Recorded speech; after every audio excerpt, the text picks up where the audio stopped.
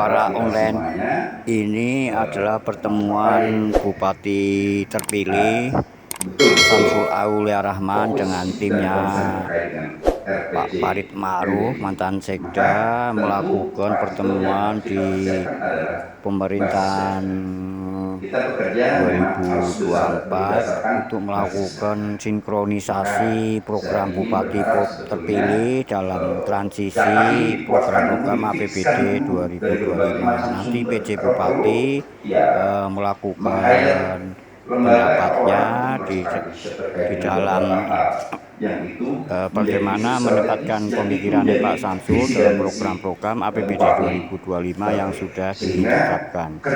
Simak kegiatan ini. Bisa terukur karena memang datanya jelas, datanya clear. Tetapi memang ini juga harus berkelanjutan dan juga adaptif terhadap perkembangan zaman. Misalnya satu hal, Bapak Ibu semuanya, kita sudah punya Perda RT RW. Di situ ada terkait dengan beberapa daerah sudah ditetapkan menjadi daerah peruntukan industri. RT RW ini perdanya sudah ditetapkan berapa? 2 tahun yang lalu ya bro ya? 2 tahun yang lalu, 3 tahun yang lalu. 22 ya? 21.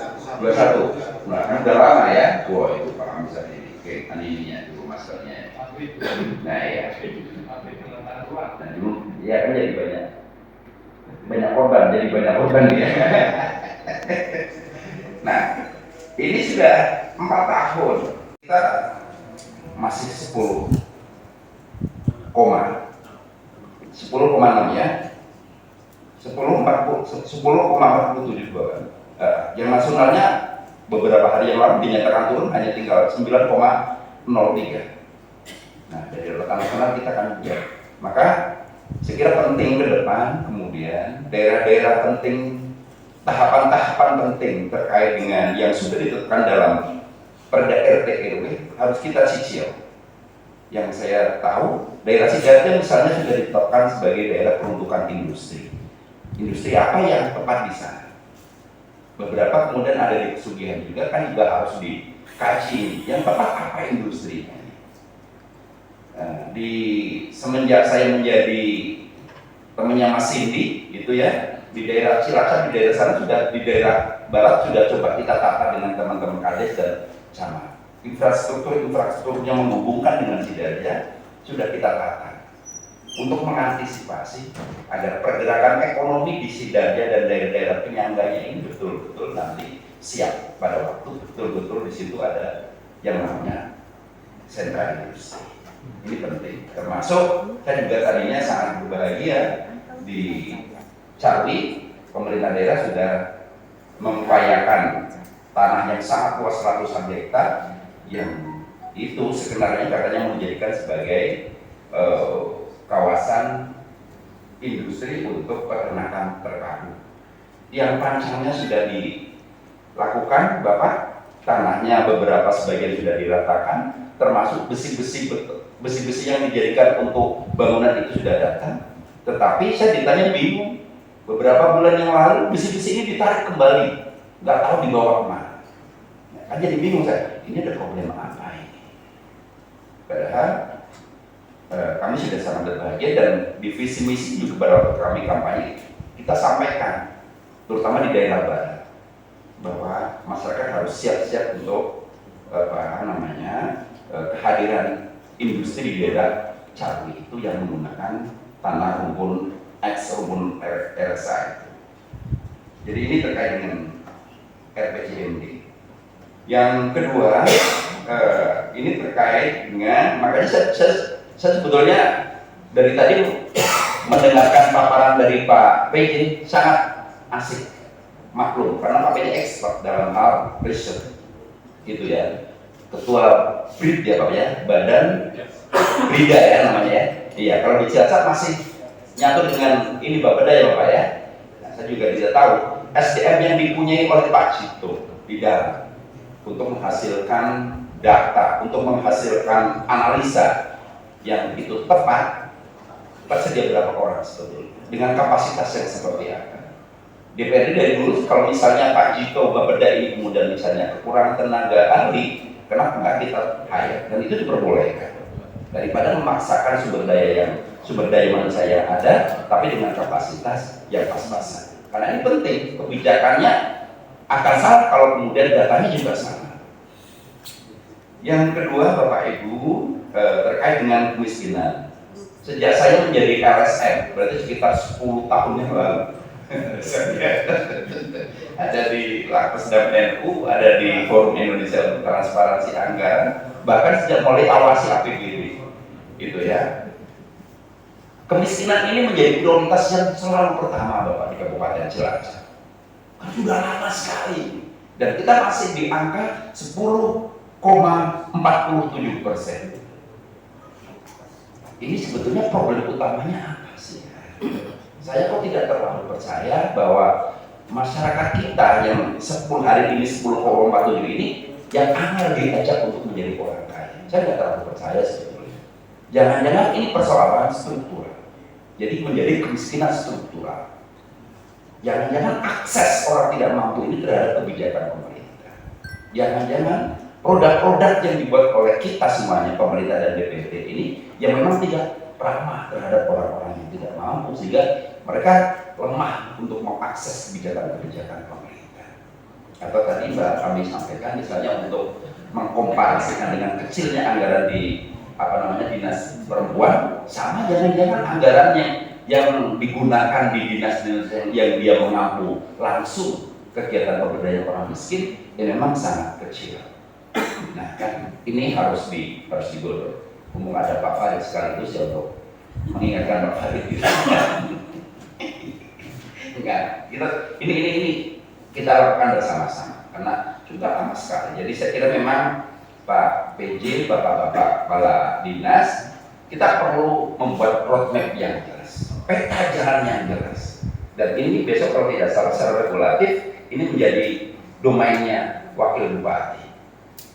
Harus jelas peta kalau kita mau mengurangi bahkan mengurangi kemiskinan. Ini bagaimana sih peta jalannya sih?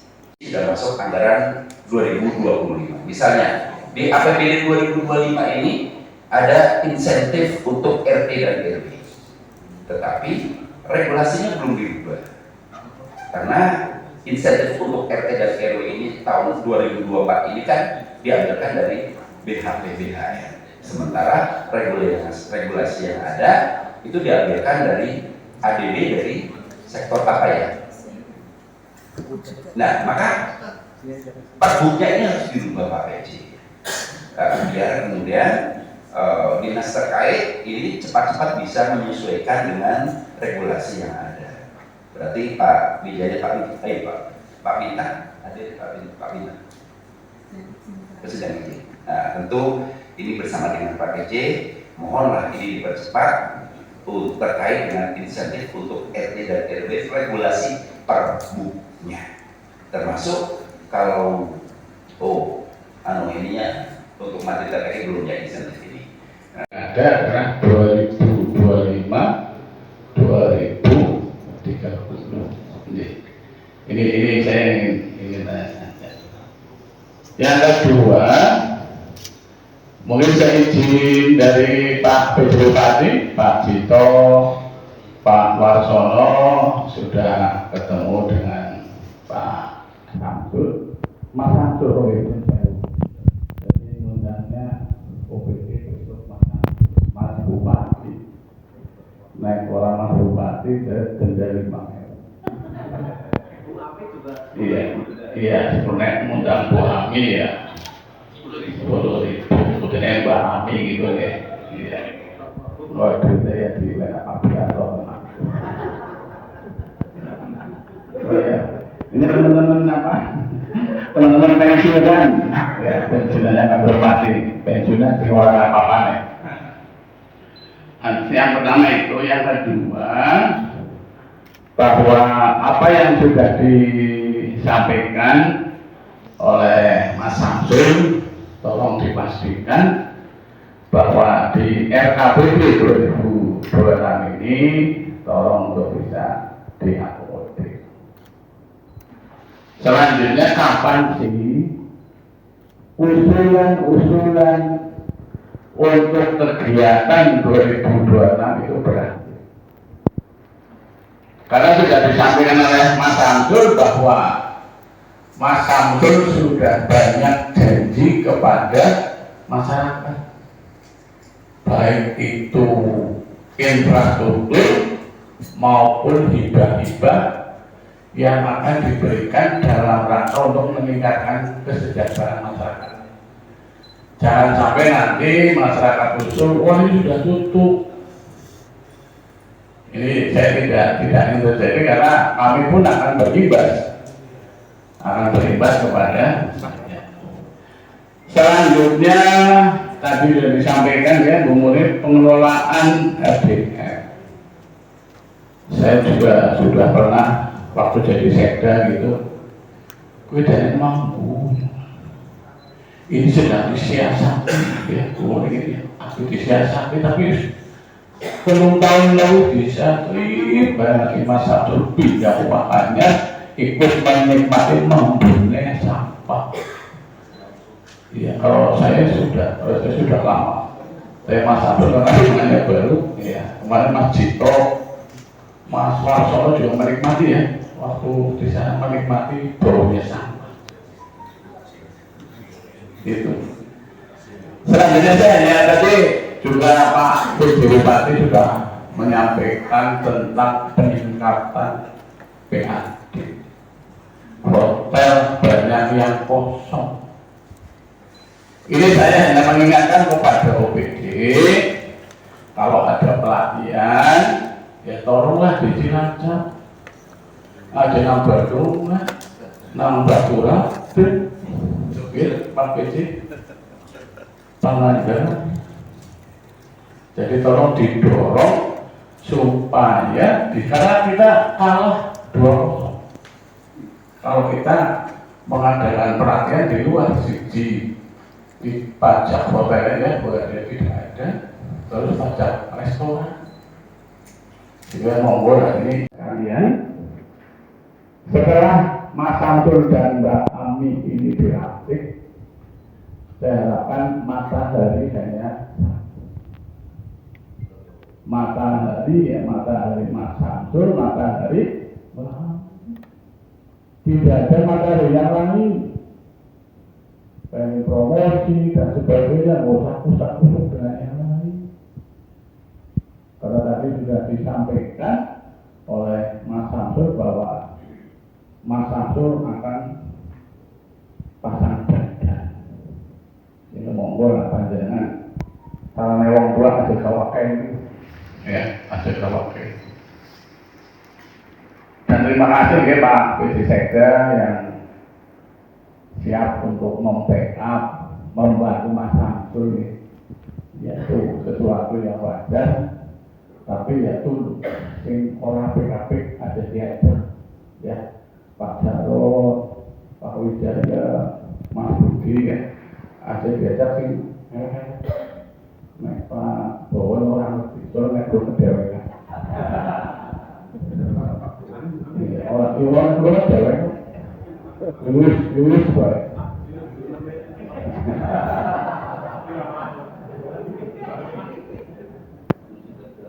Selanjutnya insya Allah Mas Samsul dan Pak Ami juga akan mendukung program-program dari Presiden Pak Prabowo.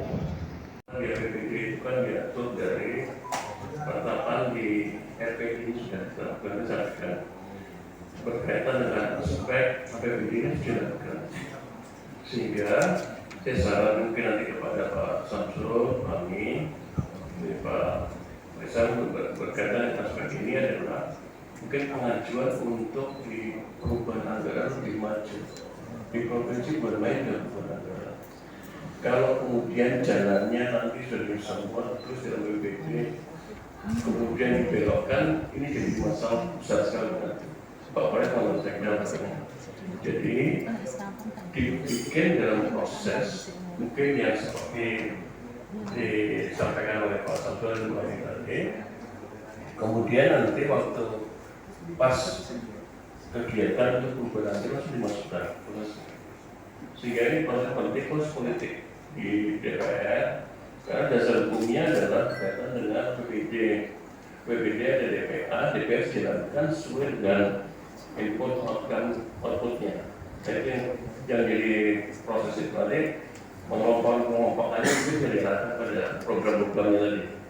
Misalnya berkaitan dengan untuk sinkronisasi program ini masuk pada penanganan Kristina, stunting, infrastruktur, ekonomi kreatif, sosial ekonomi, ini masuk dalam proses itu ya. Tapi bukan pada pelaksanaannya. Karena ini akan nanti berdampak pada MCP-nya pertama disinkronkan antara anggaran dan perencanaan. MCP-nya akan turun dan supervisi juga PK. Jadi ini yang paling penting adalah sekarang bagaimana mempersiapkan program-program disampaikan oleh Pak Samsul, Bu Ami tadi untuk kita segera realisasikan.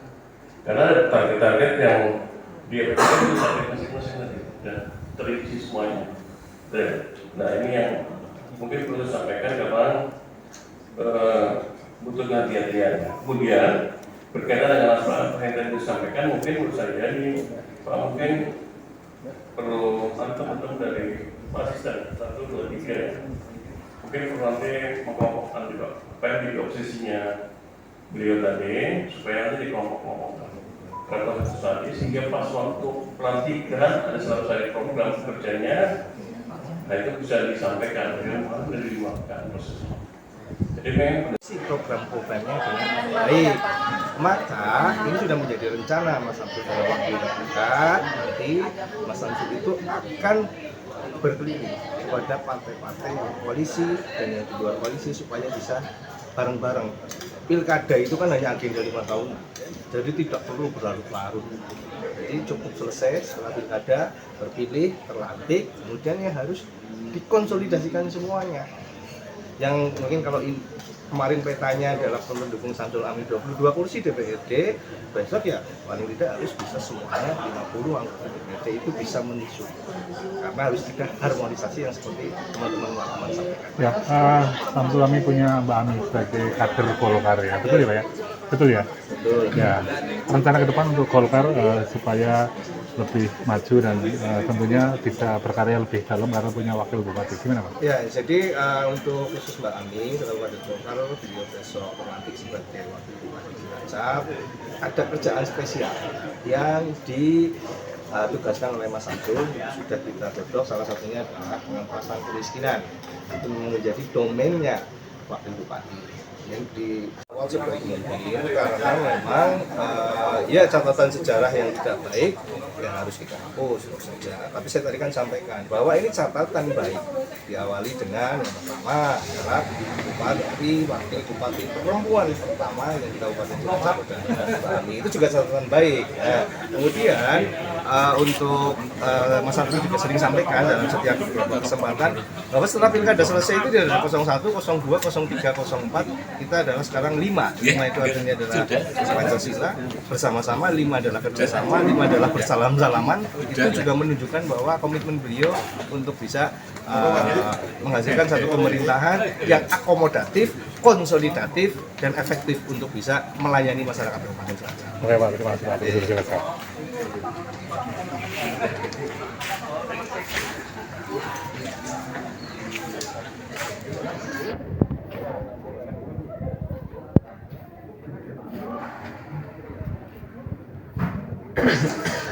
Aduh.